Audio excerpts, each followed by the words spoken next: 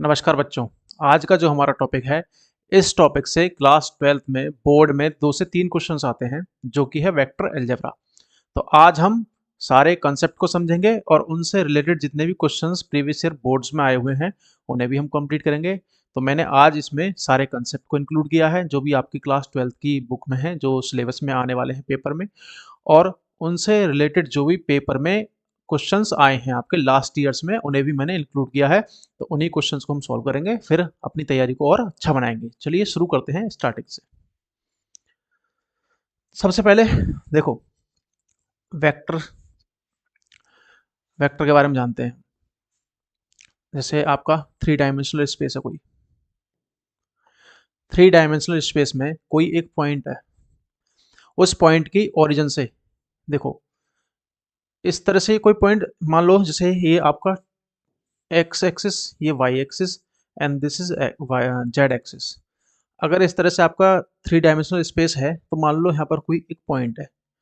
यहाँ जो पॉइंट होगा इसकी एक्स एक्सिस पे कोई डिस्टेंस होगी, यानी कि मान लो ये है x axis, suppose this is x axis and this is y and this one is z axis.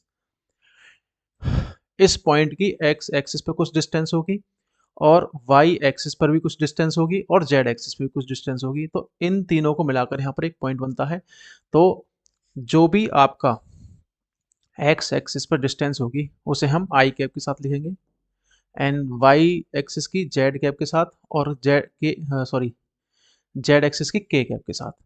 तो इन्हीं कॉम्बिनेशन को अगर हम लिखें, यहाँ पर 3 यूनिट डिस्टेंस है तो 3i plus, suppose this one is 2 unit, 2j plus, suppose this is 4k, this is called vector.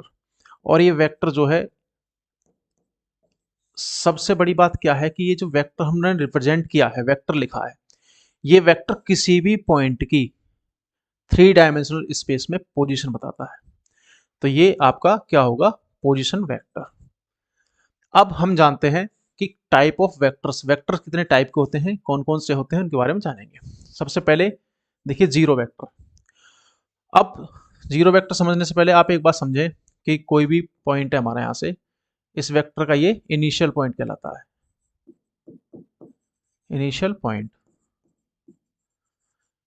और वेक्टर हमारा सपोज यहां तक गया कोई, मैंने से वेक्टर क्यों कहा, ये पॉइंट है, मैंने से ओरिजिन से मिला दिया, तो ये हमारा वेक्टर कहलाएगा। और कौन सा वेक्टर मैंने आपको बताया था, भी पोजीशन वेक्टर। ठीक है। इसी तरह से किसी भी वेक्टर का स्टार्टिंग पॉइंट कहलाता है इनिशियल पॉइंट, और लास्ट वाला पॉइंट कहलाता है टर्मिनेटिंग पॉइंट, टर्मिनेटिंग पॉइंट।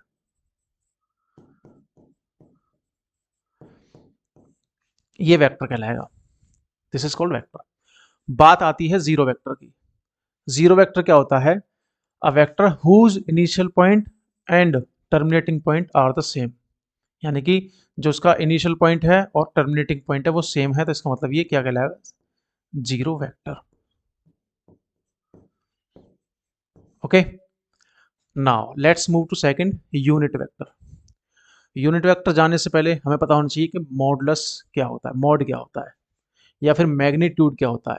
जो मैंने आपकी स्क्रीन पर एक वेक्टर लिखा हुआ है, जैसे ए वेक्टर गिवन है ये, इस वेक्टर का अगर हमें मैग्नीट्यूड निकालना हो, magnitude, what is magnitude, magnitude is nothing but square root of the x component, square कर देंगे इसका, वाई कंपोनेंट का स्क्वायर करेंगे, एंड जेड कंपोनेंट का इसका स्क्वायर करेंगे। तो ये आपकी जो भी वैल्यू आएगी, ये यहाँ से आया 9 प्लस 4 प्लस 16, ये आएगा √29, and this is called magnitude, and it is represented by mod A. Okay, तो ये होगा इसका मैग्नीट्यूड। तो अगर हम बात करें इस जीरो वेक्टर वाले केस में, तो यहाँ पर मैग्नीट्यूड इसका कितना होगा, वो होगा 0।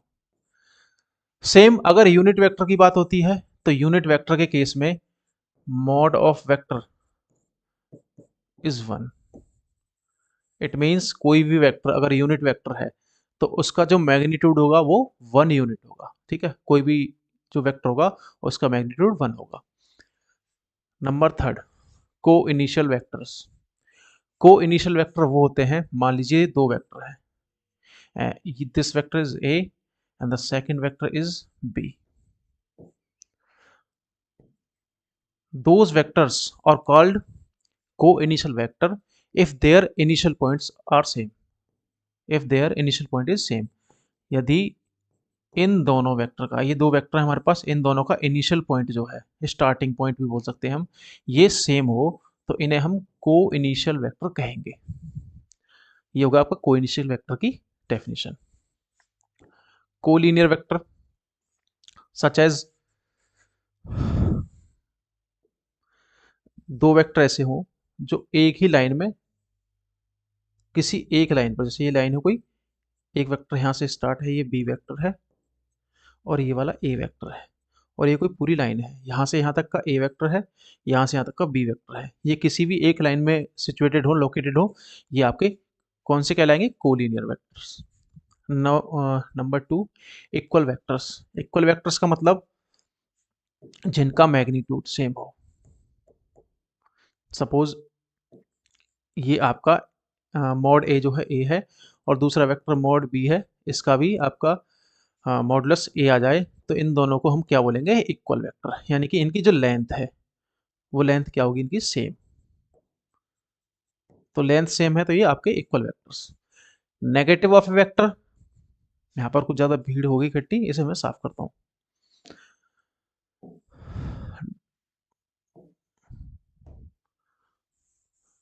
सॉरी भाई, क्या हो रहा है। देखो, नेगेटिव ऑफ ए वेक्टर, अगर हमारे पास कोई वेक्टर गिवन है, उस वेक्टर का हमें नेगेटिव वेक्टर पता करना है, तो नेगेटिव वेक्टर का मतलब सिर्फ ये है कि उसकी अपोजिट डायरेक्शन में हम चले जाना है। सपोज दिस वेक्टर इज ए, अगर हम इस वेक्टर को उल्टा कर दें तो this is called minus A vector. This is called the minus, sorry, negative vector of any vector. अगर हमारे पास ये कोई ए बी वेक्टर है, मैं नाम चेंज कर दिया, इसके इनिशियल और टर्मिनेटिंग पॉइंट को मैंने नाम दे दिया उसी के हिसाब से ए बी, तो अगर ये वेक्टर हम इस तरह से ड्रॉ कर दें, this is called minus a B vector. ठीक है, ये हो गया आपका negative vector of any vector. तो ये हमें डेफिनेशन पता होनी चाहिए। नेक्स्ट है आपका addition of vectors. Addition of vector का मतलब क्या है, आपके यहाँ एक सामने एक डायग्राम बना हुआ है, यहाँ पर ये एक स्टार्टिंग पॉइंट है, okay, and this vector is a vector from O to A, and this point is V. OA is A vector and AB is B vector.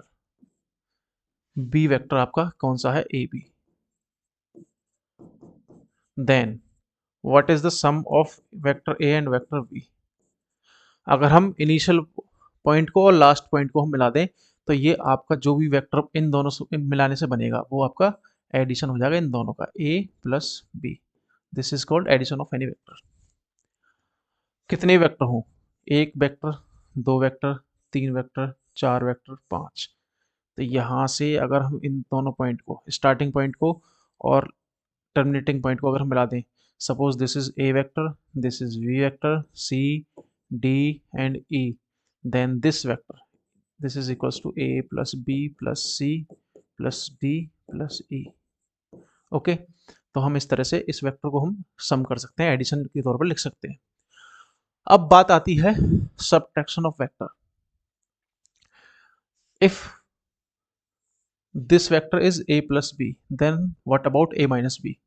अगर a प्लस बी आपका कोई वेक्टर है तो a minus B vector कौन सा होगा, तो a minus B vector के लिए b जो आपका यहाँ पर दिख रहा है आपको, इसे अपोजिट डायरेक्शन में से एक्सटेंड कर लीजिए, इतना ही, इसकी लेंथ इतनी हो, तो ये वाला वेक्टर होगा आपको माइनस बी, जो कि मैंने अभी आपको बताया था, negative of vector.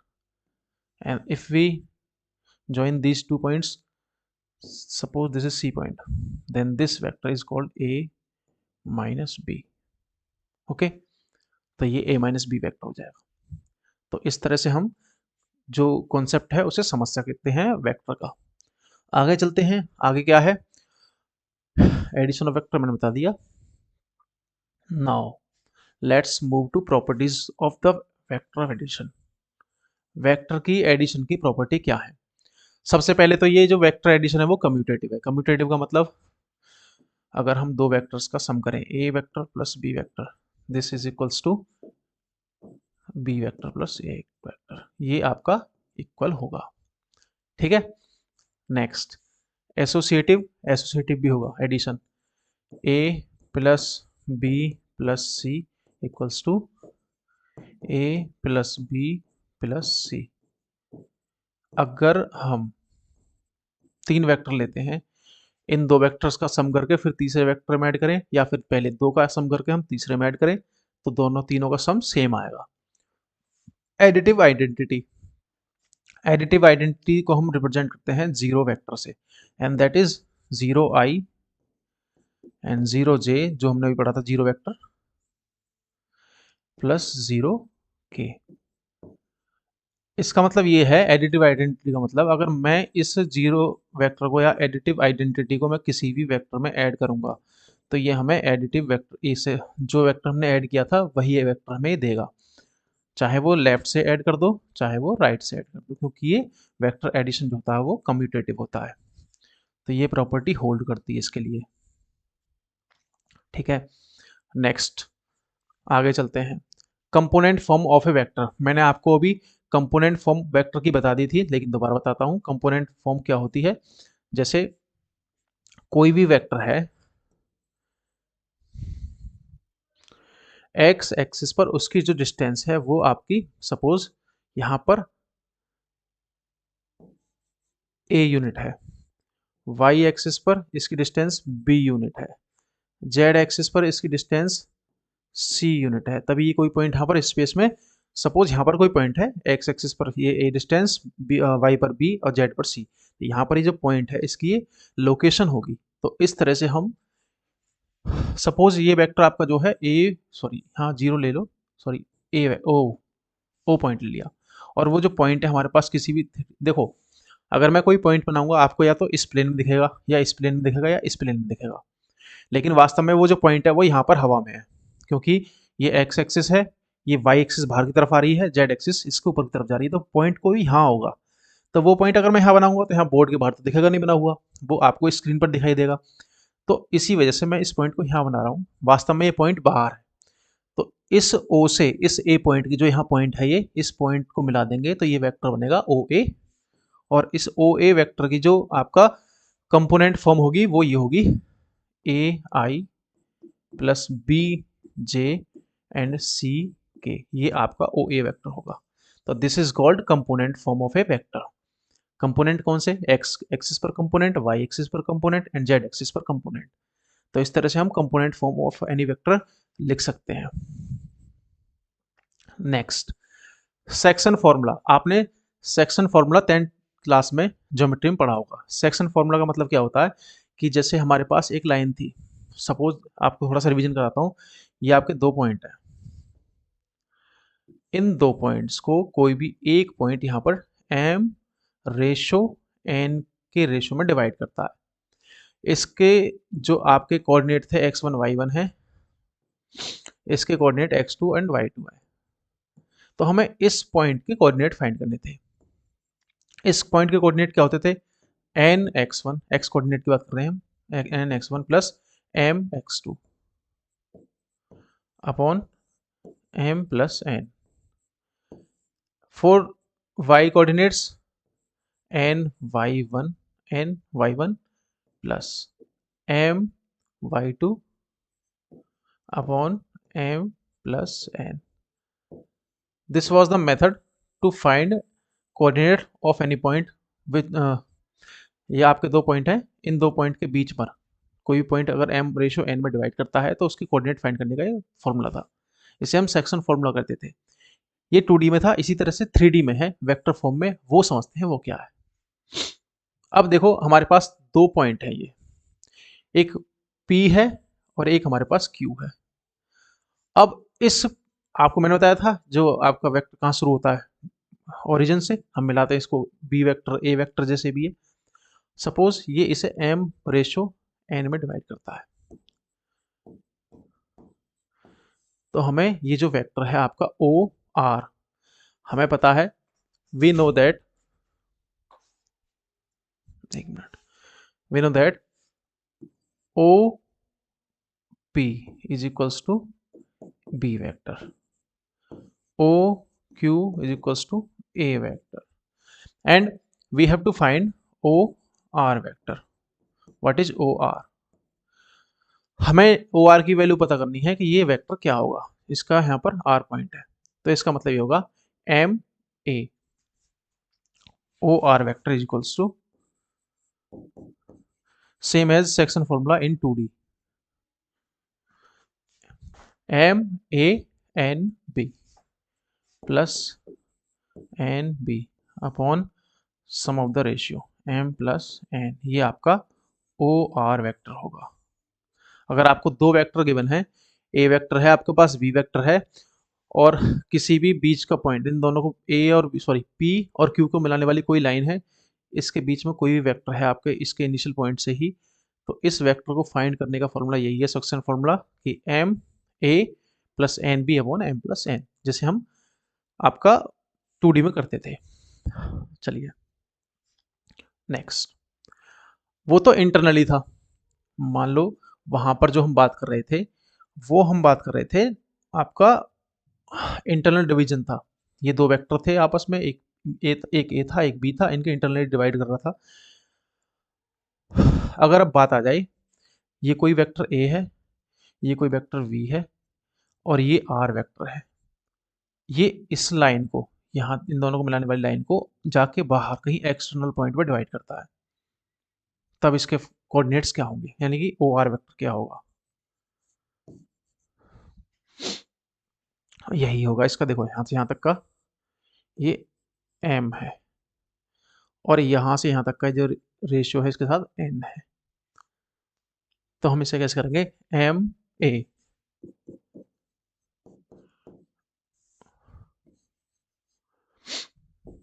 Minus n b upon m minus n, इस तरह से हम इसे लिख देंगे, ये आपका ओ आर वेक्टर हो जाएगा. ठीक है, इस तरह से कर सकते हैं. अब हम देखते हैं product of two vectors. Product of two vectors का मतलब क्या है? देखिए यहाँ पर हमने जो बात की है, हम दो वेक्टर्स का प्रोडक्ट करेंगे तो वो दो तरीके से होगा, एक तो डॉट प्रोडक्ट होगा, एक क्रॉस प्रोडक्ट होगा. सबसे पहले हम डॉट प्रोडक्ट पढ़ेंगे जो ऊपर लिखा हुआ है, नीचे वाला जो क्रॉस प्रोडक्ट है इसे हम बाद में पढ़ेंगे, इसी के बाद में पहले इसके बारे में जानेंगे, फिर इसकी प्रॉपर्टीज के बारे में जानेंगे. तो सबसे पहले हम डॉट प्रोडक्ट की बात करते हैं. इस पे लिखा हुआ है कि स्केलर प्रोडक्ट. स्केलर क्यों बोलते हैं? देखो मैंने आपको बताया था, कोई भी वेक्टर ए है, इस वेक्टर की जनरल फॉर्म में लिख दी a1i plus a2j plus a3k, ये इसकी वेक्टर फॉर्म है. और मैंने कोई दूसरा वेक्टर v लिखा, इसका b1i plus b2j and plus b3k, ये भी इसकी वेक्टर फॉर्म है. अगर हम इन दोनों का डॉट प्रोडक्ट निकालेंगे तो वो एक हमारे पास स्केलर क्वांटिटी आएगी. स्केलर क्वांटिटी मतलब जैसे 5 है, 8 है, 10 है, इस तरह के हमें कोई एक स्केलर क्वांटिटी मिलेगी. कैसे? चलिए वो देखते हैं. अगर हमें इनका डॉट प्रोडक्ट निकालना हो दो वेक्टर्स का, तो उसे हम कैसे निकालेंगे? आई कंपोनेंट की आई कंपोनेंट के साथ मल्टीप्लाई, यानी कि a1 b1 प्लस जे कंपोनेंट की j2 के साथ, j के साथ a2 and b2 plus a3 into b3. अब जब आप इनकी मल्टीप्लाई करोगे, a1 कोई नंबर है, 3 4 5 कुछ भी हो सकता है, b1 भी कोई नंबर है, ये भी एक नंबर आएगा, ये भी एक नंबर है, ये भी एक नंबर, तीनों ऐड हुआ एक नंबर देंगे, तो ये एक आपकी स्केलर क्वांटिटी मिलेगी. इसी वजह से इसे स्केलर प्रोडक्ट बोलते हैं. जैसे हमारे पास एक वेक्टर है a, 3i plus 4j plus 0k, and the second vector is 0i plus 3j+5k, इन दोनों का हमें डॉट प्रोडक्ट निकालना है। डॉट प्रोडक्ट के लिए आई कंपोनेंट के साथ मल्टीप्लाई 0, 3 की 0 मल्टीप्लाई, प्लस 4 की 3 में मल्टीप्लाई 12, प्लस 0 की 5 में मल्टीप्लाई 0, और ये हमें मिलेगी वैल्यू 12। तो इसका मतलब ये एक स्केलर क्वांटिटी आई। स्केलर क्वांटिटी का मतलब ये आपका स्केलर प्रोडक्ट कहलाता है, इसे ही हम डॉट प्रोडक्ट भी बोलते हैं। तो एक तरीका तो ये है इनका प्रोडक्ट निकालने का, ठीक है। अब अगर हमें इसके फॉर्मूले की तरफ चलें तो वो फॉर्मूला क्या है वो देखते हैं, चलो। देखो, कोई भी वेक्टर ए है, इसका बी वेक्टर के साथ आपका डॉट प्रोडक्ट निकालना हो तो वो आएगा magnitude of A vector into magnitude of b vector into cos theta. Suppose ये आपके दो वेक्टर हैं, ये वेक्टर ए है, ये वेक्टर बी है, और इन दोनों के बीच का जो एंगल है वो थीटा है। तो इन दोनों का जो डॉट प्रोडक्ट होगा वो इनके मैग्नीट्यूड की मल्टीप्लाई के और इनके बीच के एंगल के कॉस के बराबर होगा। जैसे अब मैग्नीट्यूड कैसे निकालेंगे, इस वीडियो के शुरुआत में मैंने आपको मैग्नीट्यूड निकालना बताया था। आपके पास जैसे सपोज 4i+3j+5k, ये आपका कोई वेक्टर है। Suppose this is a vector. अगर इसका मुझे मैग्नीट्यूड निकालना है, यानी कि मॉड निकालना है, तो स्क्वायर रूट में 4 4 जो 16, इसका स्क्वायर प्लस 3 का स्क्वायर 9 प्लस 5 का स्क्वायर 25, ये आपका आएगा √50। तो यही मैग्नीट्यूड है जो हम निकालते हैं। तो इसके मैग्नीट्यूड का मल्टीप्लाई बी के साथ और कॉस थीटा। फॉर एग्जाम्पल, एक एग्जाम्पल देखते हैं। हमें कोई क्वेश्चन दिया हुआ है, मैग्नीट्यूड ऑफ ए बराबर equals to 5 and magnitude of b equals to 4 and the angle between these two vectors is 60 degree. Then find a dot b. a dot b क्या होगा?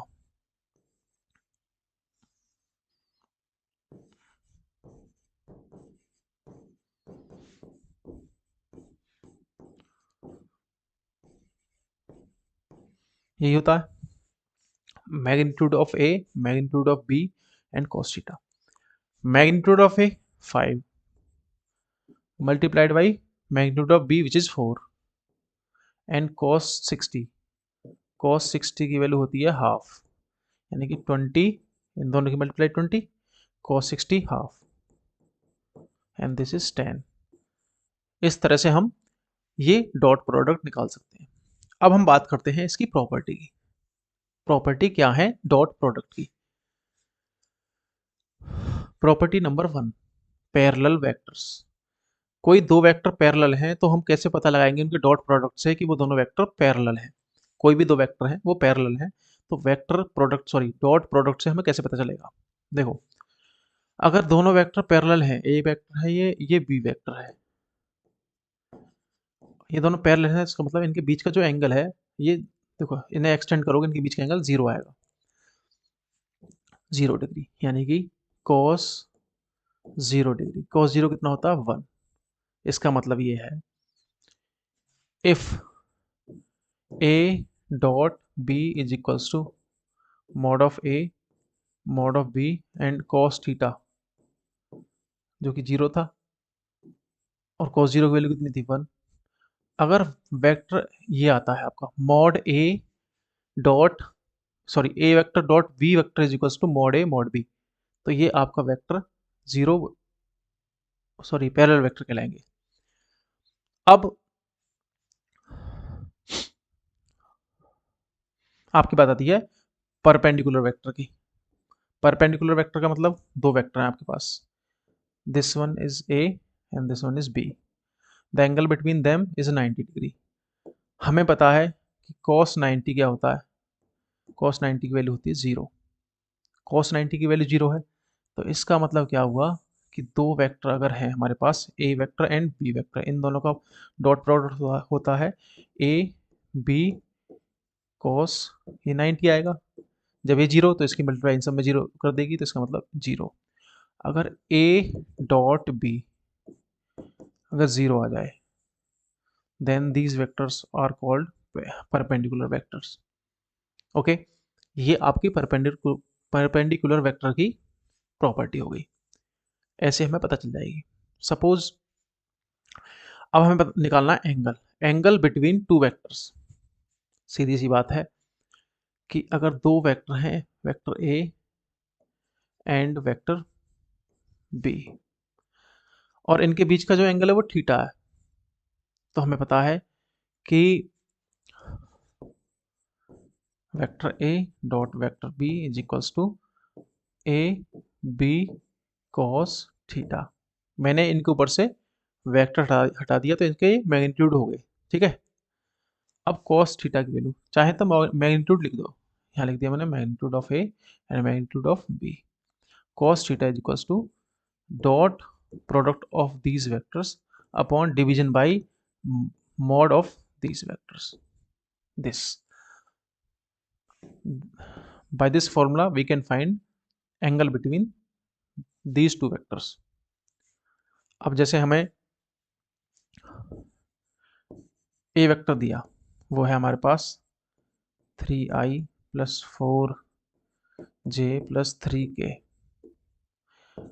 b वेक्टर हमें दिया 2i plus 3j plus 3k।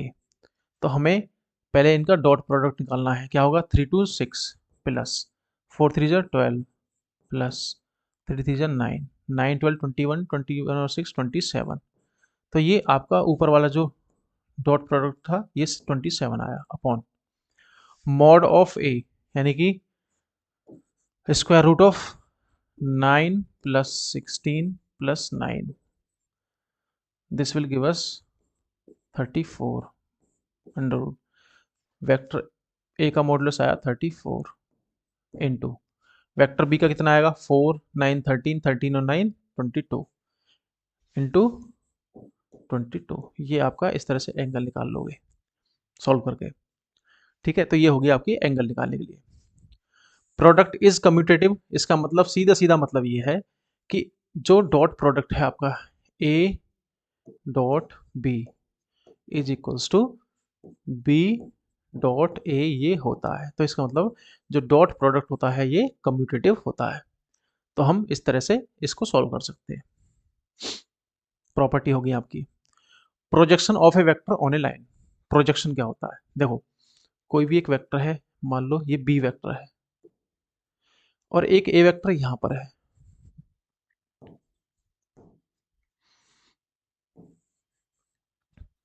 तो इस vector का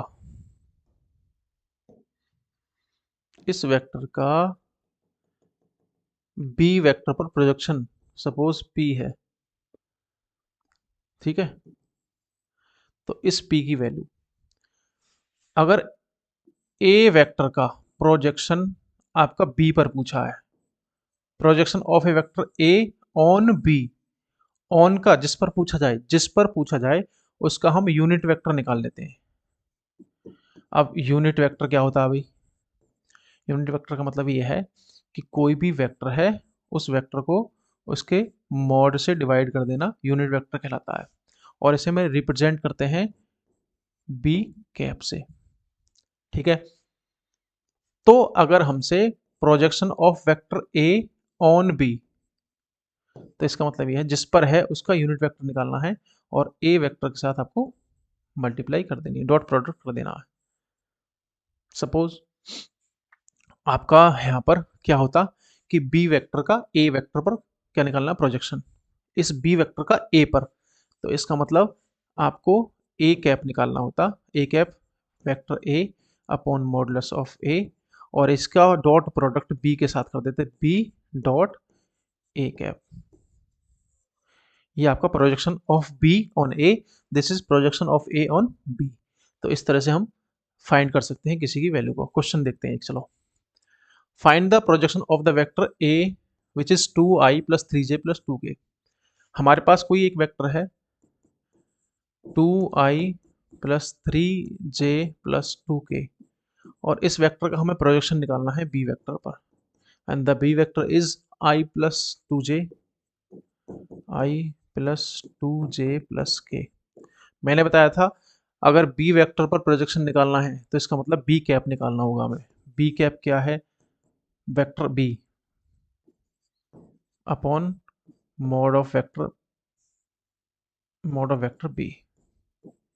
चलो, vector B क्या है हमारे पास? I plus two J plus K, और मॉडुलस क्या है इसका? Square root of 1 + 4 + 1 which is I plus two J plus K upon √6। ये आपका बी कैप आया। तो projection of A on B is A dot B cap which is A क्या है आपके पास? 2i plus 3j plus 2k। इसका dot product निकालना है हमें किसके साथ? i plus 2j plus K upon √6 इसके साथ। इन दोनों का डॉट प्रोडक्ट निकालेंगे, कैसे करेंगे? आई कंपोनेंट की आई के साथ 1 × 2 कितना आया आपका? 2 plus 2 × 3 which is 6 plus 1 × 2 which is 2 and upon √6।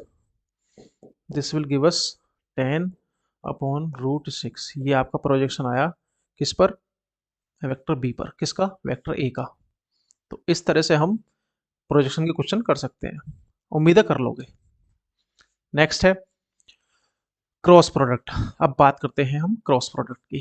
Cross product जो है, अगर मैं कहूं कोई वेक्टर हमारे पास ए है और मेरे पास एक वेक्टर बी है, ठीक है। अब ये दोनों वेक्टर हमारे पास किसी प्लेन में, suppose this is any plane, ये ए वेक्टर है और ये हमारे पास बी वेक्टर है। अब मुझे इनका क्रॉस प्रोडक्ट निकालना है, तो मैं इसे लिखूंगा A cross B and this is mod of A, mod of B and sin theta, and where is theta is the angle between vector A and B। ये आपका थीटा इनके बीच का एंगल है। डॉट प्रोडक्ट में क्या था? A B cos theta, यहां पर sin थीटा। अब बात क्या है, इसका मतलब क्या होता है, इसका मीनिंग समझते हैं। इसका मीनिंग होता है अगर हम किसी भी दो वेक्टर का क्रॉस प्रोडक्ट निकालने हैं तो वो cross product A cross B जो होगा वो इन दोनों वेक्टर्स के परपेंडिकुलर होगा। समझ में आया? ये दोनों वेक्टर का क्रॉस प्रोडक्ट यानी कि perpendicular of A cross B होता है। अगर मैं ए क्रॉस बी निकाल रहा हूं तो इसका मतलब ये है कि मैं एक ऐसा वेक्टर फाइंड कर रहा हूं जो दोनों वेक्टर्स के परपेंडिकुलर है, इस तरह से। ठीक है, तो ये आप इस तरह से फाइंड कर सकते हैं। अब बात हो गई ये आपके वेक्टर्स के क्रॉस प्रोडक्ट की। एक तरीका तो यह फाइंड करने का, हमने डॉट प्रोडक्ट जो फाइंड किया था, अगर मैंने आपको ए वेक्टर दिया था कि 2i plus 3j plus 4k and B vector is 3i plus 2j plus k, suppose ये आपका वेक्टर है, कोई दो वेक्टर है। अगर इनका डॉट प्रोडक्ट निकालते थे तो i कंपोनेंट के i में, j की j में, k की k में, तो वो आपका स्केलर क्वांटिटी आती थी, और स्केलर क्वांटिटी का मतलब वो स्केलर प्रोडक्ट कहलाता था। इसे हम क्रॉस प्रोडक्ट बोल रहे हैं या फिर वेक्टर प्रोडक्ट बोल रहे हैं। क्यों बोल रहे हैं? रीजन इसका ये है कि यहाँ पर इन दोनों का जो क्रॉस प्रोडक्ट हम निकालेंगे वो हमारे पास एक वेक्टर क्वांटिटी मिलेगी। और ए क्रॉस बी हम कैसे निकालते हैं? ए क्रॉस बी, डिटर्मिनेंट निकालनी आती होगी आपको, आई जे एंड के। पहले अगर जो वेक्टर पहले ए है तो इसके ए के कंपोनेंट 2, 3, जे के साथ 3, के साथ 4। और इसी तरह से बी है, बी का 3, 2 एंड 1। इसे हम सॉल्व करेंगे। अब आपने अगर डिटर्मिनेंट की है सॉल्व तो ये आपको करना आता होगा। हम क्या काम करते हैं, आई वाला हम इस तरह से कवर कर लेंगे, 3 वन ज़ा 3 एंड 4 टू ज़ा 8 माइनस 5i माइनस, ये जे माइनस में होती है, इन्हें कवर करो, 2 वन ज़ा 1 और 4 थ्री ज़ा 12, 2 वन ज़ा 2 4 थ्री ज़ा 12 माइनस 10, यानी कि 10 जे प्लस के साथ इसे कवर करो, 2 टू ज़ा 4 3 थ्री ज़ा 9 माइनस 5 के। तो ये हमें इसका क्रॉस प्रोडक्ट निकालने पर ये वैल्यू मिली। ये क्या है, स्केलर है या वेक्टर है, ये स्केलर है, इसी वजह से हम इसे, सॉरी ये वेक्टर है, इसी वजह से हम इसे वेक्टर प्रोडक्ट भी बोलते हैं। तो ये आपका ए क्रॉस बी निकालने का मेथड है। ठीक है, प्रॉपर्टीज क्या होंगी, पैरेलल कब होगा, पैरेलल जब होंगे जब theta is equals to 0 and A cross B आपका क्या आ जाए 0, इसका मतलब आपके जो वेक्टर हैं वो क्या है, पैरेलल। अगर ए क्रॉस बी आ रहा 0 तो पैरेलल, और ए डॉट बी आपका 1 ये आ रहा है ए बी, तो भी पैरेलल। ठीक है, नाउ परपेंडिकुलर, परपेंडिकुलर का मतलब ये है A cross B equals to mod of A and mod of B आ जाए। साइन 90 होगा, यहाँ पे साइन 91 होता है, तो इसकी वैल्यू ए बी ही आएगी। तो हम इस तरह से इसे कर सकते हैं परपेंडिकुलर। एंगल बिटवीन वेक्टर्स, इस मेथड से हम एंगल कैसे निकालेंगे, यहां से आ जाओ आगे को, sine theta equals to A cross B upon mod of A and mod of B. ये एंगल फाइंड करने का मेथड है। नॉट कम्यूटेटिव, इसका मतलब ये है, नॉट कम्यूटेटिव का मतलब डॉट प्रोडक्ट जो था वो आपका कम्यूटेटिव था। इसका मतलब अगर हम ए डॉट बी निकालें या फिर बी डॉट ए निकालें, दोनों सेम आते थे, लेकिन यहाँ पर ऐसा नहीं है। अगर हम ए क्रॉस बी निकालेंगे और बी क्रॉस ए निकालेंगे तो ये दोनों हमारे अलग अलग आएंगे। तो इस वजह से ये आपका क्रॉस प्रोडक्ट जो होता है वो कम्यूटेटिव नहीं होता। लास्ट, साइक्लिक ऑर्डर, अभी से यहाँ समझने की जरूरत नहीं है साइक्लिक को, चलो इसे छोड़ते हैं अभी। हाँ हाँ साइकिल, चलो समझ लो। वहाँ एक चीज़ थी जो हमने पढ़ा था डॉट प्रोडक्ट में, जहाँ हम ए डॉट बी कर रहे थे, अगर आई का डॉट प्रोडक्ट आई के साथ कर रहे थे तो हम वो आ रहा था 1, पता होगा, क्योंकि हम जब दो वेक्टर्स की मल्टीप्लाई कर रहे थे 3i plus 2j plus 4k, 2i plus 3j plus 3k, जब हम इनका डॉट प्रोडक्ट निकालते थे इन दोनों की मल्टीप्लाई करके हम 6 लिखते थे। इसका मतलब 1 आई की आई मल्टीप्लाई करके 1 आता, तभी तो 6 लिखते थे हम। तो इसी तरह से यहाँ पर हम डॉट प्रोडक्ट में जानते हैं आई डॉट आई और जे डॉट जे एंड के डॉट के, ये होते हैं 1। अगर हम अदर के साथ ले लें, I dot J 0, J dot के 0, के डॉट जे 0, ठीक है, ये हमें चीज़ याद रखनी है। नेक्स्ट, हम यहाँ पर साइक्लिक ऑर्डर मेंटेन करेंगे। मान लो ये आई है, आई, यहाँ पर आपका जे है और यहाँ पर आपका के है। हम इस तरह से चल रहे हैं, किसी तरह से भी ले लो। अब हमें सीधी सी एक बात याद रखनी है कि डॉट प्रोडक्ट में तो ये वैल्यू 1 होती थी, लेकिन जहाँ पर क्रॉस प्रोडक्ट की बात आ जाए, आई क्रॉस आई 0, जे क्रॉस जे 0, के क्रॉस के, देखो अब इतना समय नहीं है कि मैं आपको इन्हें डिटेल से बताऊं, क्योंकि पेपर हैं आपके। अदरवाइज मैं आपको डिटेल से बताता कि ये 0 क्यों हो रहे हैं, क्योंकि इनके बीच का एंगल क्या है, इनके बीच का एंगल 0 है, इसी वजह से 0 हो जा रहे हैं। अब अगर ये आपने समझ लिया, ठीक है, आई डॉट जे, आई का जे के साथ, सॉरी आई क्रॉस जे, क्या होगा आई क्रॉस जे, आई का जे के साथ क्रॉस प्रोडक्ट अगला कौन सा, के, तो के आएगा। हमें साइक्लिक ऑर्डर मेंटेन करना, आई जे के आई बराबर, के बाद में आई के बाद में जे, साइक्लिक ऑर्डर मेंटेन हो गया। अगर मैं इसे चेंज कर दूं, मैंने आई cross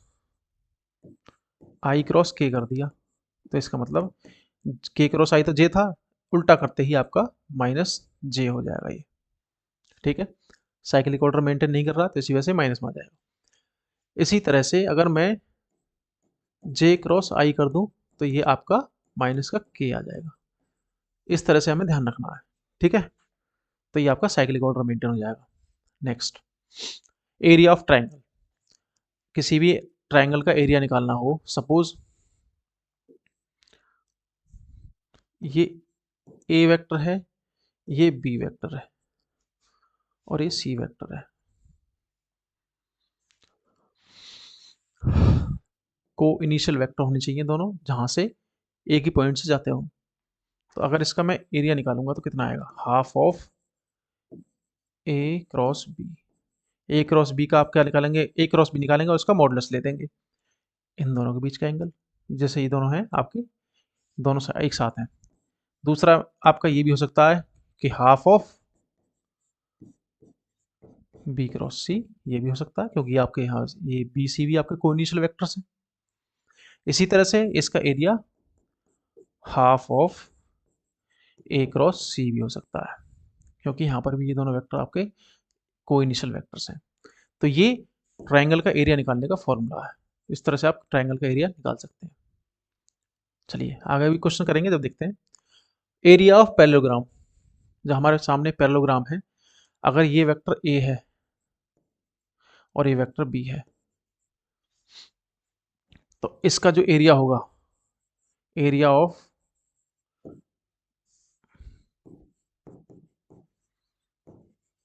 parallelogram is equals to modulus of A cross B. If diagonals are given, हमारे पास एक डायगोनल ए है और दूसरा डायगोनल बी है। अब हम भूल जाते हैं थोड़ी देर के लिए कि हमें ये चीज गिवन है। ठीक है, अब हमें डायगोनल दिए हुए हैं। अगर डायगोनल दिए हुए हैं ना, तो एरिया क्या होगा, area of parallelogram is equals to half of A cross B. इस तरह से, तो हम इस तरह से पैरेललोग्राम का एरिया निकाल सकते हैं। चलिए नेक्स्ट,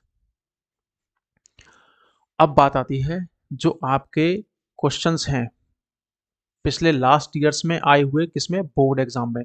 उन सब क्वेश्चंस को हम अटेम्प्ट करेंगे और उन्हें बारी बारी से करेंगे। ठीक है, पहला question, if the sides A B and A C of a triangle are represent by vectors. हमारे पास एक ट्राइंगल है, ये ए है, बी एंड सी। इसने कहा है कि ए बी एंड ए सी, ये ए बी है, ये क्या है आपका जे प्लस के। इस वेक्टर इसकी वैल्यू क्या है, J plus K. And A C is 3i minus J plus 4k। अब देखो मैं इसमें हिंट दूंगा आपको। अब मैं क्वेश्चन करूंगा, मैंने पीछे क्वेश्चन भी करे हैं, तो आप क्वेश्चन अपने आप कर सकते हैं इसे। हिंट क्या करनी है, मैंने अभी आपको बताया था एरिया ऑफ ट्राइंगल क्या था।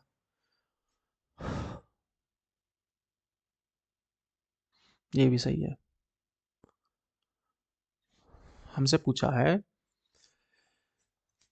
if the side AB and AC of triangle ABC are represented by the vectors this AB and AC, then the length of the median through A on BC।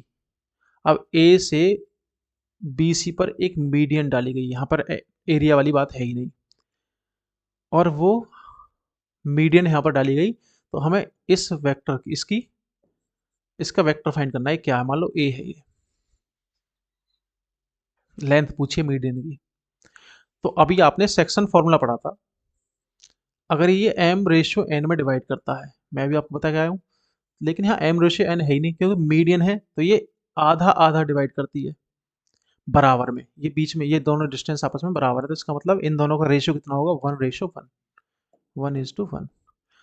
अब ये vector क्या होगा आपका, median जो होगी, suppose this is D, A D जो होगा, मैंने आपको अभी बताया था। अगर आपने वो चीज़ ध्यान नहीं दी है तो दोबारा वापस वीडियो को देखें, वहीं जाकर सेक्शन फॉर्मूला, इंटरनली डिवीजन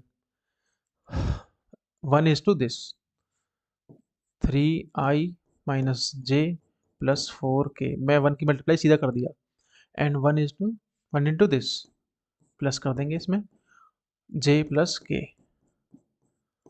और डिवाइड बाई इन दोनों का सम m प्लस n यानी कि 1 plus 1 which is 2 AD 3i plus nothing 3i minus j plus j 0j 4k plus 1k 5k upon 2 and AD is equals to ये होगा आपका 3i plus 5k upon 2 और हमसे पूछा है इसकी लेंथ मीडियन की।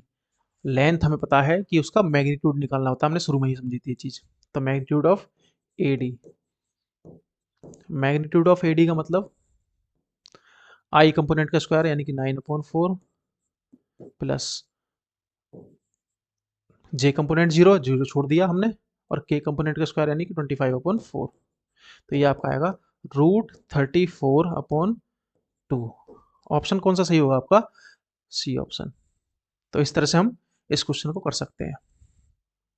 Next, find the projection of the vector A on the vector B. मैंने बताया था अगर ए वेक्टर का बी पर निकालना है तो बी कैप के साथ इसका डॉट प्रोडक्ट। बी कैप क्या है हमारे पास? दिस इज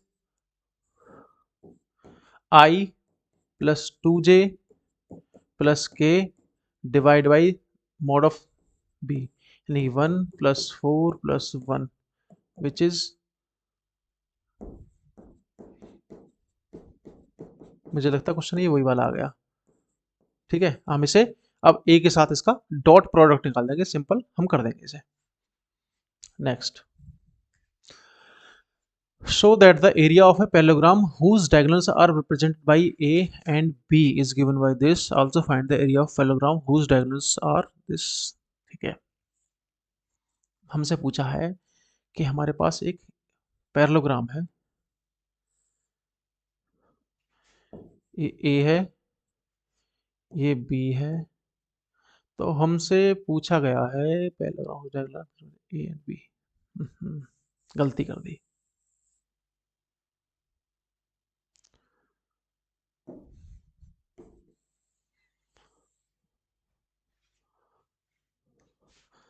ये हमारे पास एक पैरेललोग्राम है।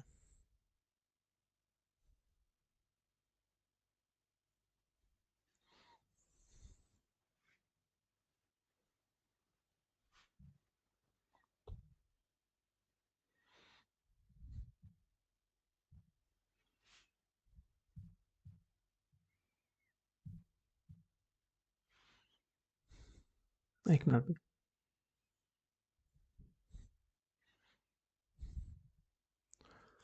हमसे कहा है कि इसका जो डायगोनल है ये ए है और दूसरा डायगोनल इसका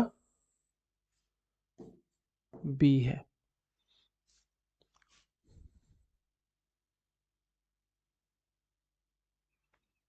तो मैंने आपको बताया भी था कि एरिया ऑफ जो डायगोनल होता है, सॉरी एरिया ऑफ पैरेललोग्राम, अगर उनके डायगोनल गिवन है तो ये इसके इक्वल होता है।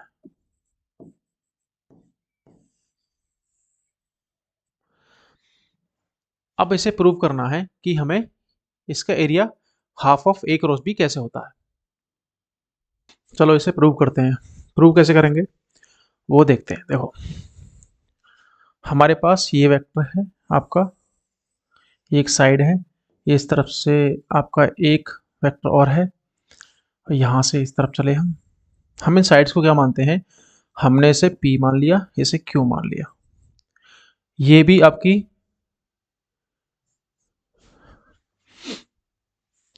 P होगी और ये Q होगी। ठीक है, अब यहाँ पर अगर हम इस ट्रायंगल को देखें, एक वेक्टर यहाँ से जा रहा है, एक वेक्टर ऊपर को है और यहाँ पर ये वेक्टर जाकर मिल रहा है और ये A है और ये P है और ये Q है। तो हमने पढ़ा था इस तरह से, यहाँ से एक वेक्टर चला, यहाँ पर जाकर मिला, इन दोनों का सम क्या होगा? ये A होगा। तो हम लिख सकते हैं A is equals to P plus Q। ठीक है, तो इसे मैं मिटा देता हूँ। नाउ अब ऊपर वाले ट्रायंगल को देखते हैं हम इस तरह से।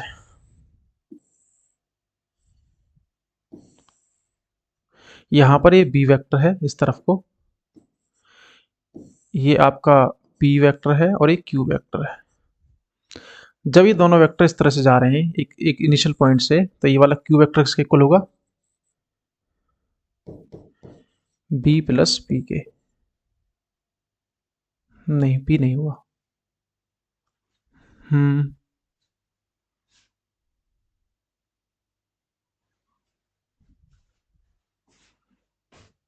ये यहां से इस तरह से होता तब क्यू होता है, माइनस क्यू के इक्वल होगा। तो आपका बी इक्वल्स टू,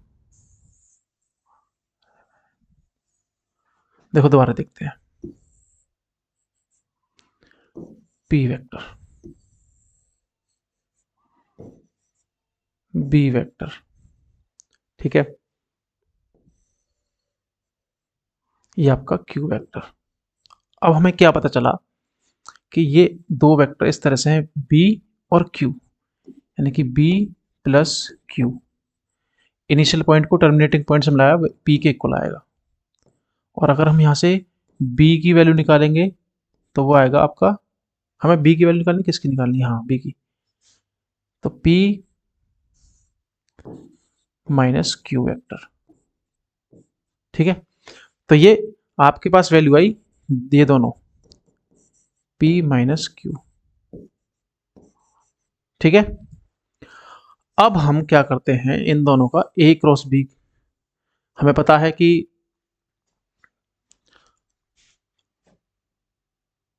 हम निकालते हैं A cross B। A cross B क्या होगा? P plus Q cross P minus Q, which is P cross P minus P cross Q, इसकी इसकी multiply, plus Q cross P, Q cross Q,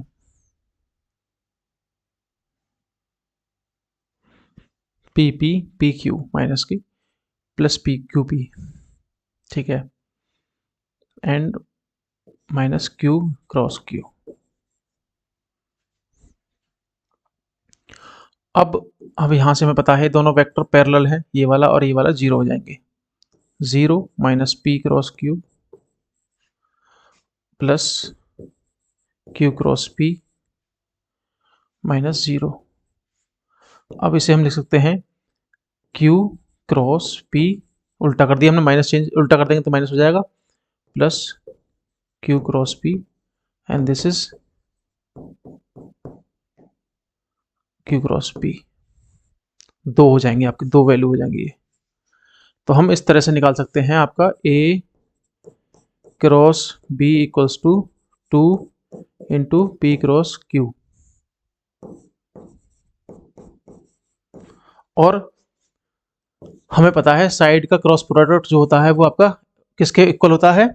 आपके parallelogram के area के equal. तो ये आपका half of A cross B हो जाएगा, जो कि पैरेललोग्राम का एरिया होगा। तो इस तरह से हम इसे प्रूव कर सकते हैं। अब अगर हमसे पूछा है क्वेश्चन कि अगर इसके दो डायगोनल हैं, ए दे रखा है हमें 2i माइनस जे,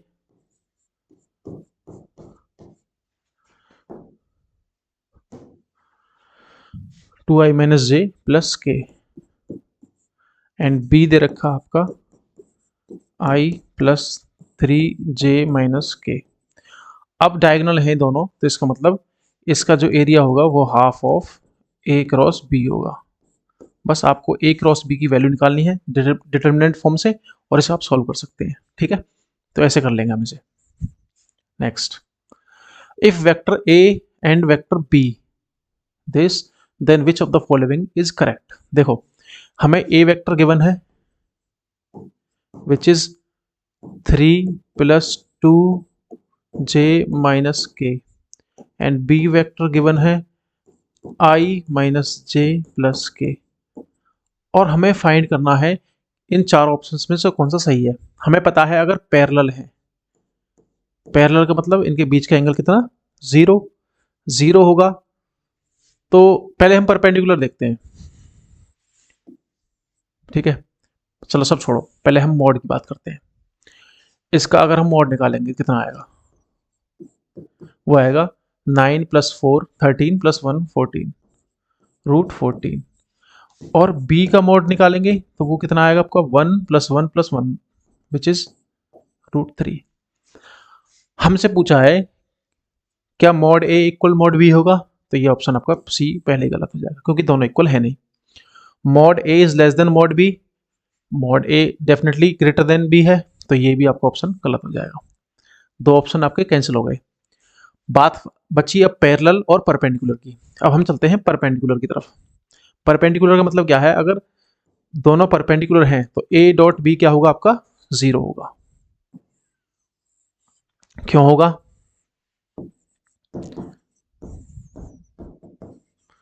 ये होता है और cos 90 0, 0 का मतलब सारा 0। अब डॉट प्रोडक्ट निकालो उसका, 3 × 1 = 3 -2 -1 विच इज 3 - 3 एंड 0। तो इसका मतलब ये ऑप्शन आपका सही हो सकता है और यही होगा क्योंकि और ऑप्शन इसमें एक से ज़्यादा सही है ही नहीं, तो ये ऑप्शन इसका सही हो जाएगा। नेक्स्ट क्वेश्चन है a + b + c = 0 and mod of a is this, b this, c is this, then the angle between b and c। देखो ऐसे क्वेश्चन में जहां भी अगर आपसे पूछा है, आपको गिवन है a + b + c = 0, तो b और c के बीच का एंगल पूछा है तो b और c को उधर ले जाओ दूसरी तरफ, ठीक है, -b + c, ठीक है। अब हमें क्या करना है, find the angle between them. इसका स्क्वायर कर दो, mod a का square is equals to b + c का स्क्वायर। ये क्या होगा, mod a square equals to mod b का स्क्वायर प्लस c का square plus b dot c। देखो अब मैं बताता हूँ क्यों। जहां भी हम b + c का हम स्क्वायर कर रहे हैं तो इसका मतलब यह है वेक्टर फॉर्म में, जब तो हम इसे लिखेंगे b + c into b + c dot product. तो b का b के साथ b का मॉड स्क्वायर प्लस b का c के साथ b dot c dot product होगा। इसी तरह से c का b के साथ c डॉट b होगा और जबकि कम्यूटेटिव होते हैं तो ये b डॉट c हो जाएगा एंड लास्ट वाला प्लस का c स्क्वायर। तो हम इसे लिख सकते हैं b square plus c square plus 2a dot b dot c। तो ये आपका यहाँ पर 2 आएगा, 2b dot c cos theta, जो कि b और c के बीच का एंगल है। अगर हम किसी दो का b डॉट c करेंगे, हम इसे ही छोड़ दो फिलहाल, फिर आगे इसे सॉल्व करेंगे तो a का मॉड कितना है √37, तो इसका मतलब √37 का स्क्वायर इक्वल्स टू b का रूट कितना है आपका 3 स्क्वायर प्लस c का कितना है 4 का स्क्वायर प्लस 2 इंटू b कितना है 3। देखो बी सी को हम क्या लिख सकते हैं, बी सी कॉस थीटा। हमें थीटा की वैल्यू निकालनी है, इसे मैं मिटा देता हूं।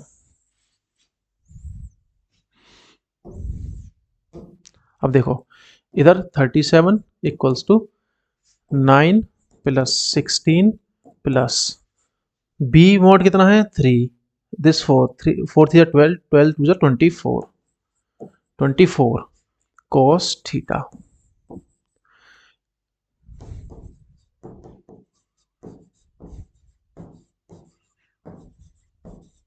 Cos theta is equals to 12/24। इसे सॉल्व करेंगे इधर ले जाकर, तो कॉस थीटा की वैल्यू हाफ, यानी कि थीटा की वैल्यू कितनी होगी आपकी 60 का मतलब 5/3, ठीक है। तो हम इस तरह से इसकी वैल्यू फाइंड कर सकते हैं, ऑप्शन सी आपका सही हो जाएगा। The diagonal of a parallelogram are given by this, then vector find the area of parallelogram. देखो अभी हम करके आए क्वेश्चन, मैं इसे कराऊंगा नहीं। अगर आपके दो डायगोनल दे रखे हैं ए एंड बी किसी भी पैरेललोग्राम के, तो इसका जो एरिया होगा वो होगा half of cross product of these diagonals.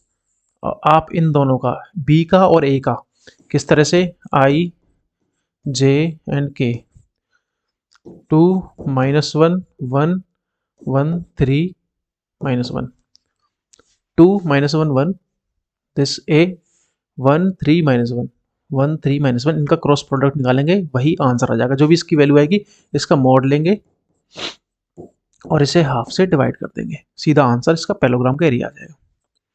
Next, find a vector of magnitude 21 in the direction opposite to the that of A B where A and B this. देखो ये क्वेश्चन अच्छा है, इस क्वेश्चन के बारे में मैंने अभी बताया भी नहीं है, बताता हूँ मैं। देखो कोई भी आपके पास दो पॉइंट है, ये ए है आपका, ये बी है। बी है आपका 8 -1 और 0, ए है आपका 2 1 और 3।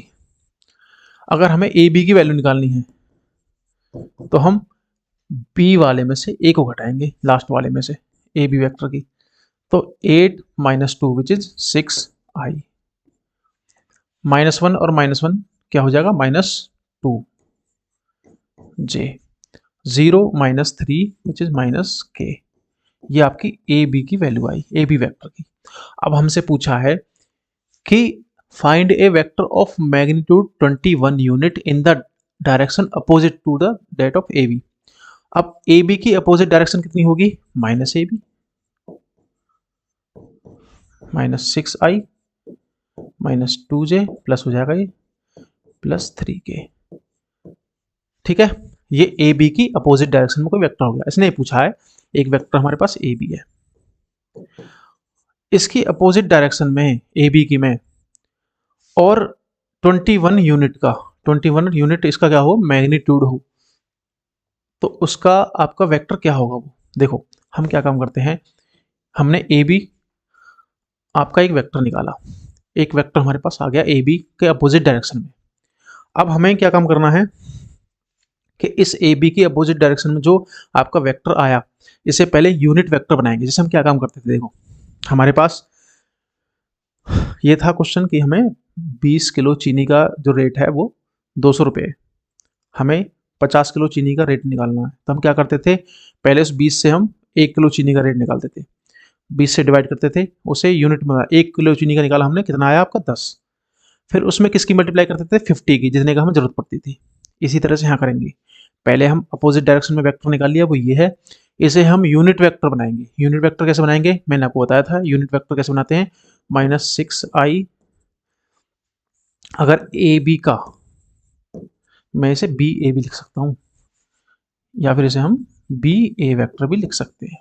ठीक है, अब बी ए का मुझे यूनिट वेक्टर निकालना है, तो क्या होगा, बी ए का unit vector B A upon mod of B A, simple यही होगा।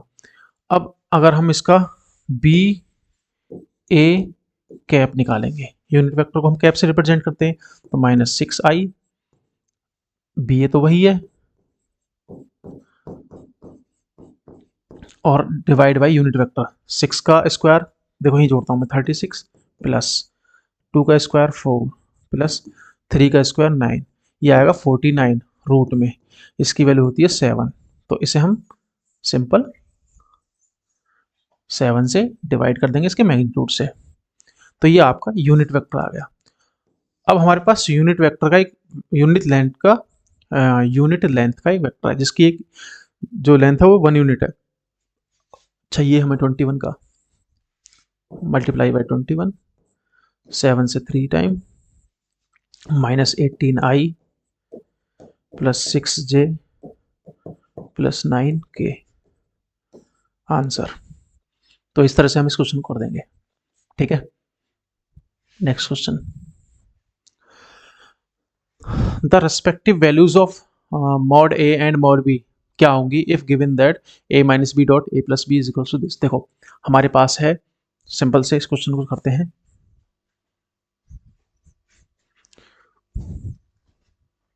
एक मिनट रुको,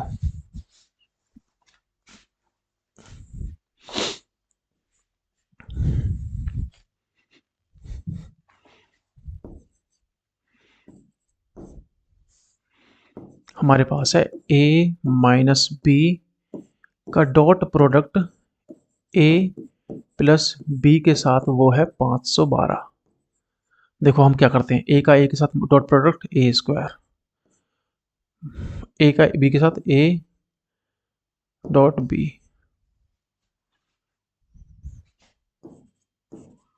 minus B A plus A B है, B dot A minus B square बराबर 512। ये दोनों नेगेटिव है, कैंसिल हो जाएंगे। तो A square minus B square. अब आप कहोगे भाई मैंने वेक्टर के ऊपर ए स्क्वायर क्यों लगा दिया? अगर हम ए डॉट ए निकालेंगे तो मैं इसे यहाँ से इस तरह से ए स्क्वायर लिख देता हूँ, क्योंकि जो इसका मॉड होगा उसकी मल्टीप्लाई दो बार होगी।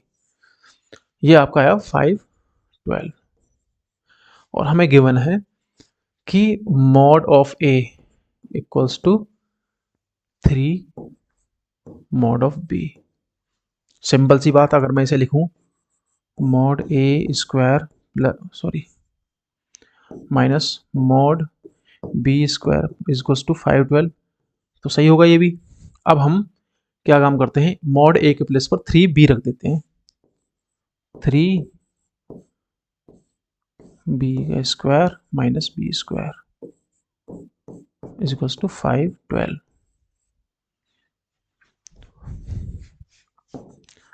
9 mod B square minus mod B square is equals to 512 and ये होगा 8 mod B square is equals to 512 B square is equals to 64 and B की वैल्यू आ जाएगी आपकी मॉड बी की, वो आपकी आएगी 8। ठीक है, अब यहां पर इसको पुट कर दो, ए इक्वल्स टू 3 मॉड बी, ए की वैल्यू ये है और हमें पता है 3 कितना, 3 की मल्टीप्लाई करेंगे तो 24 आएगा। तो इसका मतलब मॉड ए 24 आया, मॉड बी आपका 8 आया, तो 24 एंड 8 इसका आंसर हो जाएगा। ठीक है, इस तरह से हम इसे कर लेंगे। Next, find a vector of magnitude 5 which is perpendicular to the both of the vector this. देखो पहले अभी एक क्वेश्चन इसी तरह से बताया था मैंने, पीछे एक कंसेप्ट को हम यहाँ पर रिवाइज करेंगे। दो वेक्टर है हमारे पास ए और बी, इनके परपेंडिकुलर एक वेक्टर निकालना है हमें जो लेंथ 5 का हो। तो मैंने आपको बताया था अगर इनके परपेंडिकुलर कोई भी वेक्टर होगा ए क्रॉस ए और बी के, तो वो ए क्रॉस बी से आएगा। तो ए क्रॉस बी निकालो,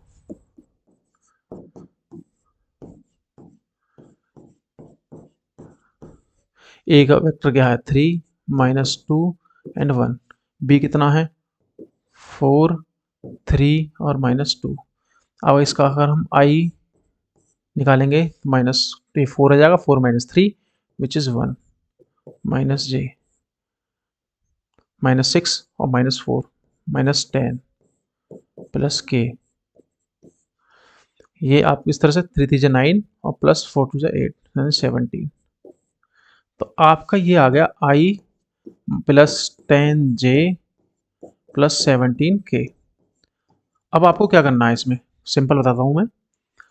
ये आपका ए क्रॉस बी आया, ए क्रॉस बी, इसे हटाओ यहां से, आपका ये ए क्रॉस बी आया जो कि ए और बी दोनों के परपेंडिकुलर है। तो हम क्या काम करेंगे, इसका हम पहले क्या निकालेंगे ए क्रॉस बी, तो हमारे पास ये है ही, इसका कैप निकालेंगे यूनिट वेक्टर, ए क्रॉस बी के मॉड से डिवाइड कर देंगे। तो इसका मतलब ये इसका कैप आ गया। अब ये यूनिट लेंथ का वेक्टर आ गया, किसके परपेंडिकुलर, ए और बी के। और जब इसकी लेंथ यूनिट में है तो इसका मतलब आप इसमें 5 की फिर मल्टीप्लाई कर दोगे तो ये आपका वेक्टर आ जाएगा। ठीक है, सपोज जैसे आई प्लस 10 जे प्लस 17 के है, तो इसका यूनिट वेक्टर कैसे निकलेगा, अंडर रूट आई के कोएफिशिएंट का स्क्वायर 1 प्लस 10 का स्क्वायर 100 प्लस 289, ये आपका यूनिट वेक्टर आ गया। और इसमें 5 यूनिट लेंथ की वेक्टर निकालना है तो 5 की मल्टीप्लाई कर देंगे, तो ये आपका इस तरह से वो वेक्टर फाइंड हो जाएगा। Next, if A B and C be 3 vector such that A dot B is equals to A C. देखो क्या है, A dot b is equals to a dot c, ये गिवन है, and a cross b equals to a cross c, ये given है। और एक चीज और गिवन है कि a वेक्टर जो है वो 0 के इक्वल नहीं है। Then so that b is equals to c। कैसे करेंगे देखो, a डॉट b, इसे हम इधर ले आएंगे माइनस में, a dot c equals to 0।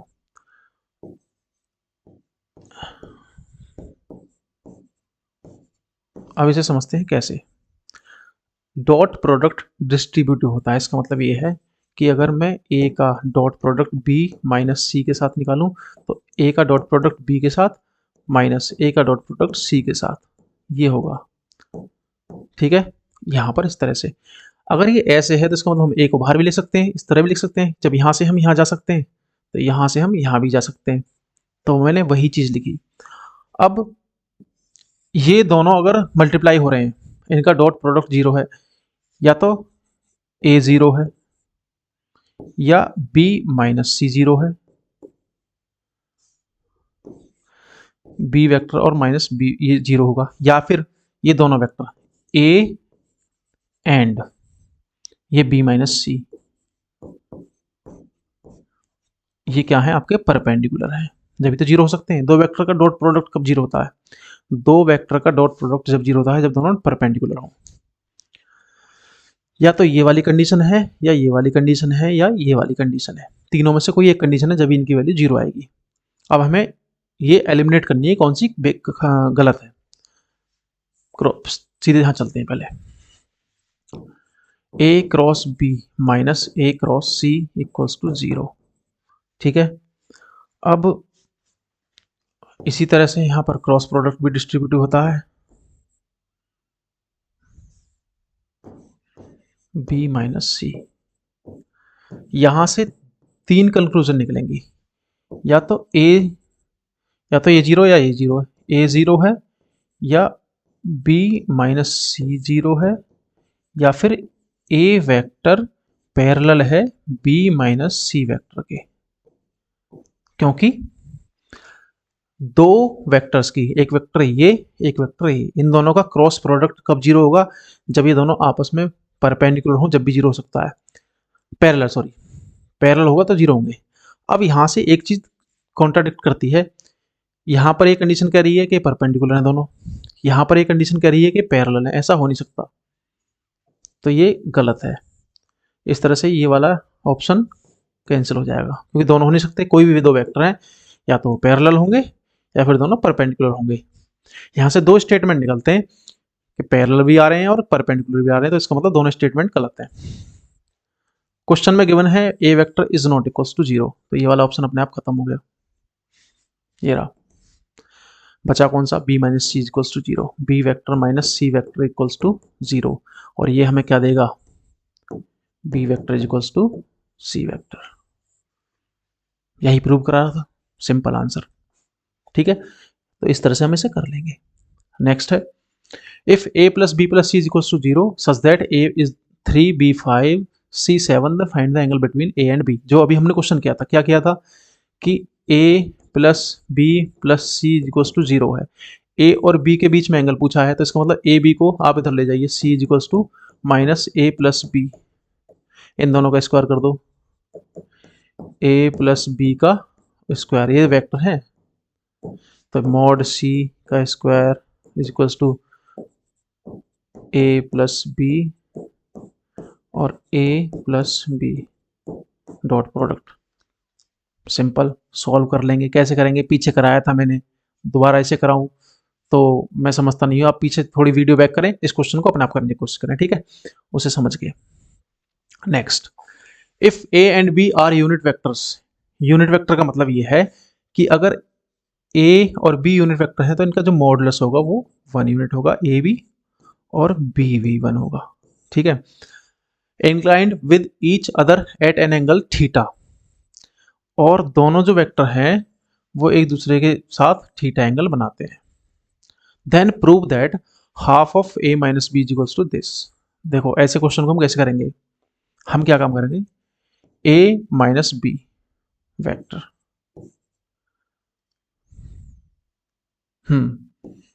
इसका स्क्वायर कर लिया मैंने। इसे मैं कैसे लिखूंगा,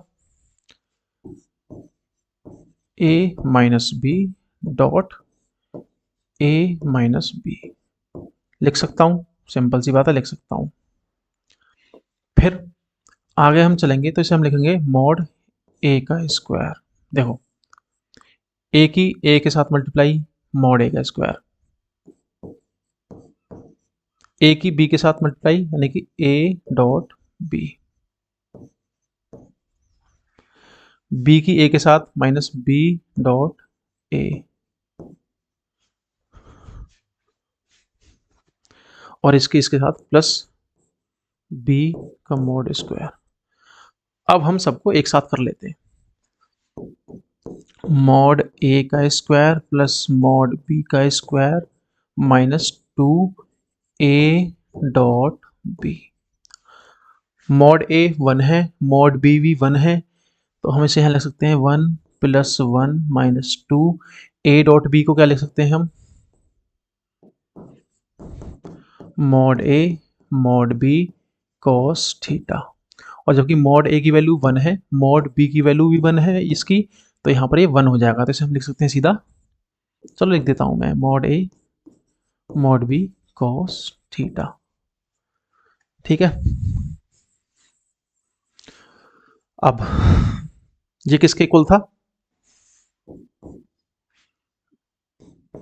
a माइनस बी के होल स्क्वायर के।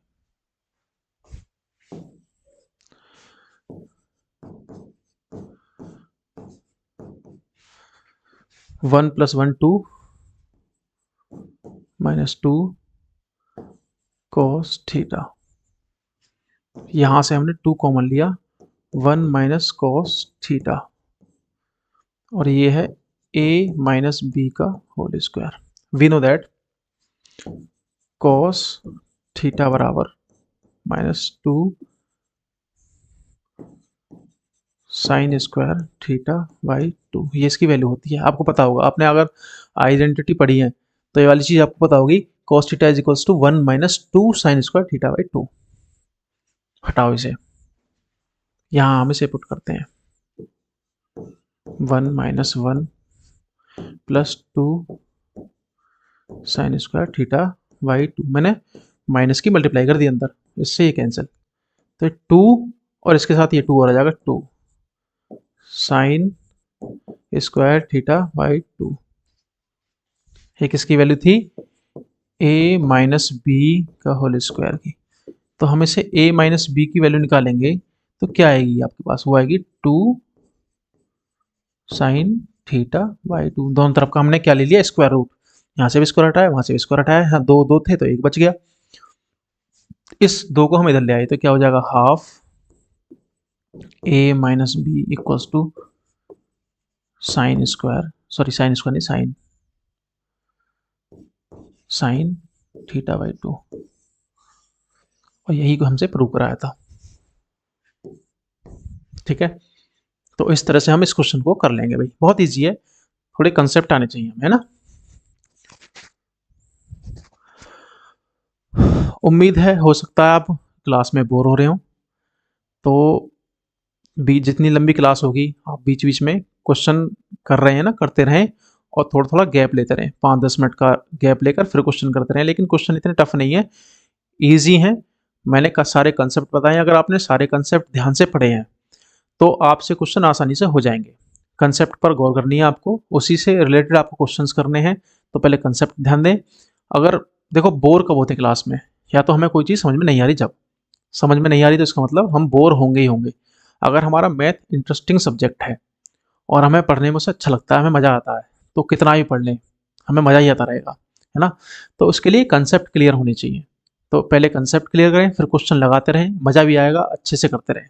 ठीक है, चलिए आगे चलते हैं। Now vector a is equals to 5, और लैम्डा की वैल्यू जो है वो लाई करती है -2 से और -1, सॉरी 1 के बीच में। तो हमसे पूछा है कि जो लैम्डा ए होगा उसकी जो रेंज है वो क्या होगी, यानी कि लैम्डा ए की वैल्यू कहां से कहां तक लाई करेगी। देखो सिंपल सी बात है, मॉड ए की वैल्यू फिक्स है 5। अगर मैं लैम्डा की मल्टीप्लाई इसमें करता हूं ए में, तो लैम्डा की सबसे कम वैल्यू कितनी है, -2।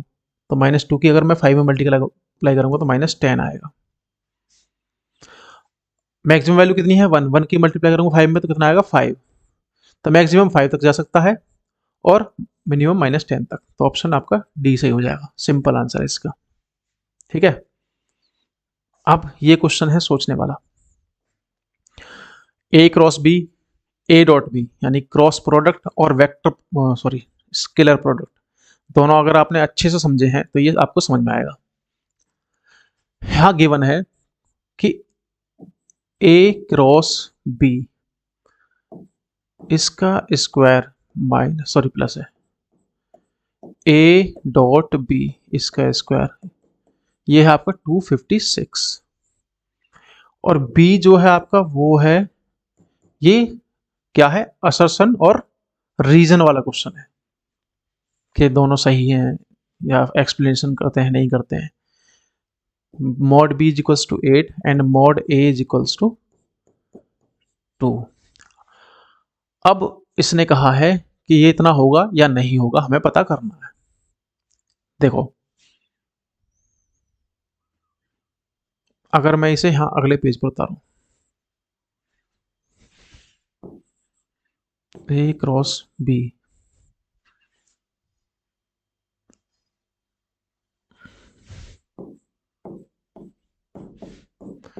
ए डॉट बी इसका स्क्वायर इज इक्वल्स टू 256, और मॉड ए और मॉड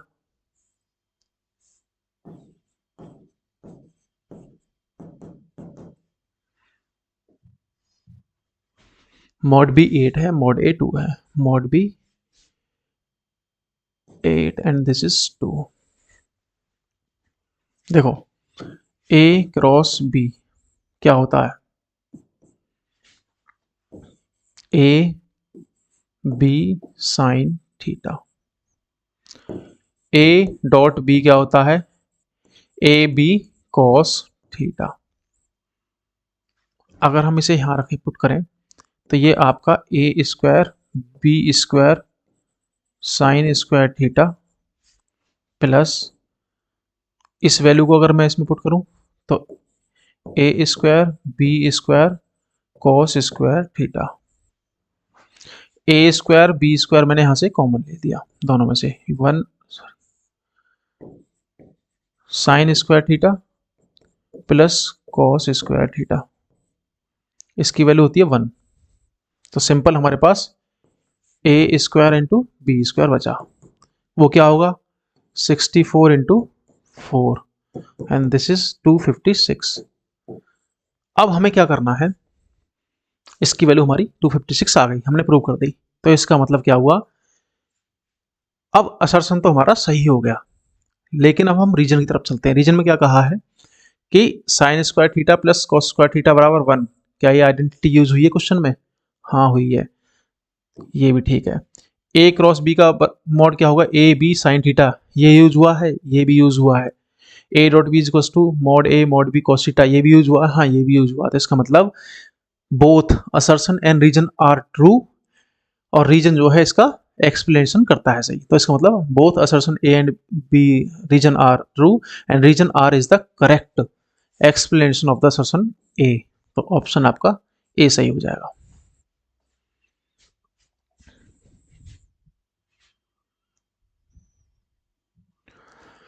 देखो अब है if A plus B is equals to A minus B for any two vectors then the vectors A and B are. देखो एक हम यहां से करते हैं, A plus B equals to A minus B. अगर ये हमें गिवन है तो हम दोनों तरफ का स्क्वायर करते हैं।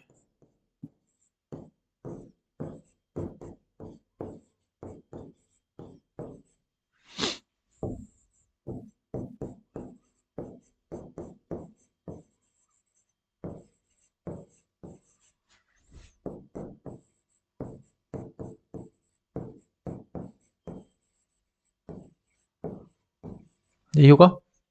हमने इन दोनों का स्क्वायर किया और इसे ओपन कर लिया, ये डॉट प्रोडक्ट आएगा यहाँ पर, ये डॉट प्रोडक्ट को हमने खोल दिया ए बी कॉस थीटा, इसी तरह से इधर भी डॉट प्रोडक्ट को हमने A to A B cos theta खोल दिया, ये cancel,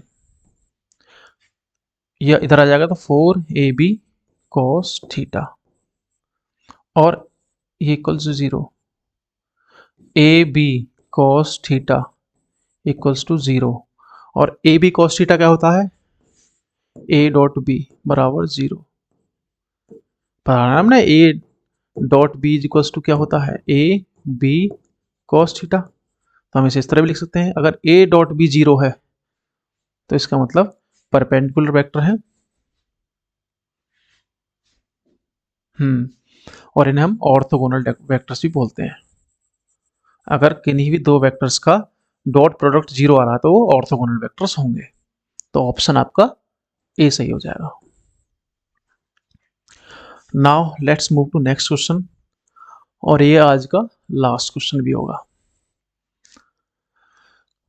the scalar product of the vector A with a unit vector of along sum of vector B.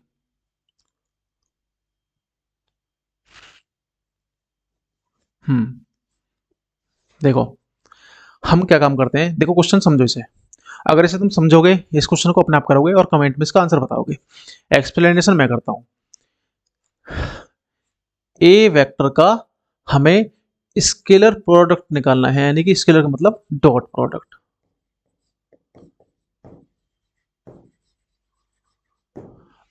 किसके साथ, अलोंग विद बी एंड सी, इन दोनों वेक्टर्स के सम के वेक्टर, जो इन दोनों को सम करने के बाद वेक्टर आएगा उसका यूनिट वेक्टर, यानी कि बी और सी वेक्टर को हमें सम करना है, सम करने के बाद उनका यूनिट वेक्टर निकालना है, यानी कि उनके मॉडुलस से डिवाइड करना है, फिर इस ए के साथ उसका डॉट प्रोडक्ट लेना है और वो इक्वल आना चाहिए 1 के। तो लैम्डा की वैल्यू फाइंड करनी है, तो आपको लैम्डा की वैल्यू बतानी है, क्या होगा सही है नहीं, अरे इसमें रीजन नहीं है, अच्छा ये गलत यहाँ पे लिखा हुआ है, इससे मतलब नहीं है, ठीक है। तो आपको लैम्डा की वैल्यू फाइंड करनी है, ये हमें बतानी है।